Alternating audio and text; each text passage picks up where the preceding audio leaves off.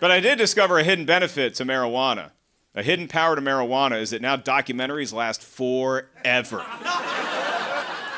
Because I'll put on a documentary high, I'll watch 20 minutes, fall asleep. The next night, I go to pick it up, and I'm like, I don't remember the last 15 minutes of what I watched last night. I think it's time to go back to one-part documentaries. They're getting a little too beefy. Not every story needs 10 parts. I watched a 13-part documentary on whether a woman fell down the stairs or not. That's the whole documentary.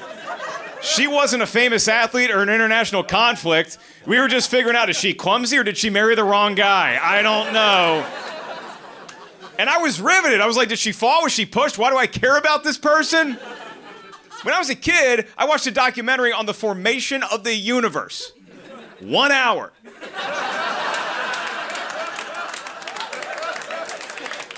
With commercials.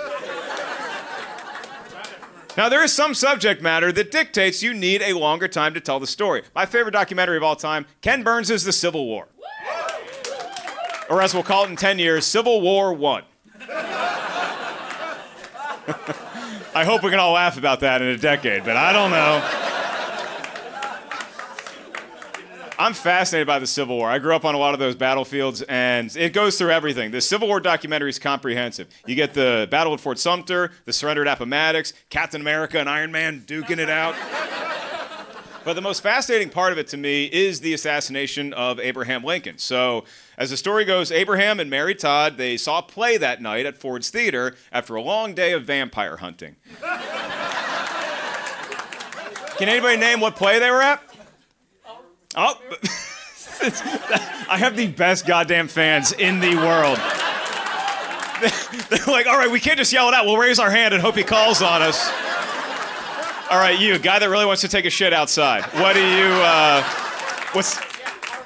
Our American Cousin? We were looking for Jersey Boys. He was actually singing Jersey Boys. No, you're right. It was Our American Cousin, and you can still go see Ford's Theater. I grew up in D.C. You can still go to Ford's Theater, see the balcony. You can see next door where John Wilkes Booth snuck in. It's a Hard Rock Cafe. Right? So John Wilkes Booth had a big bowl of Heritage Crunch, and then he starts needling into the Hard Rock Cafe. It's a genius plot because nobody's going to hear a gunshot when we're rocking out to Def Leppard. So Booth jumps in, he caps Lincoln, and he was a known actor at the time. You thought fuckers could get canceled today. He shot the president, and then being the thespian he is, he made a show. He jumped on stage, broke his leg in the process, but landed, and he said to the crowd, "Sic Semper Tyrannis."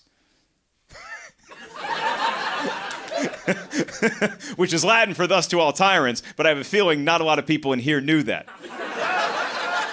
And it's nothing against y'all, I didn't know it either, but man, crowds were educated in the 1860s. This guy just shot the president of the United States, he jumps on stage, says shit in Latin, and they're all like, wow, okay, I get it. I see what he's doing. The other actors are on stage like, do I yes and this? I don't know.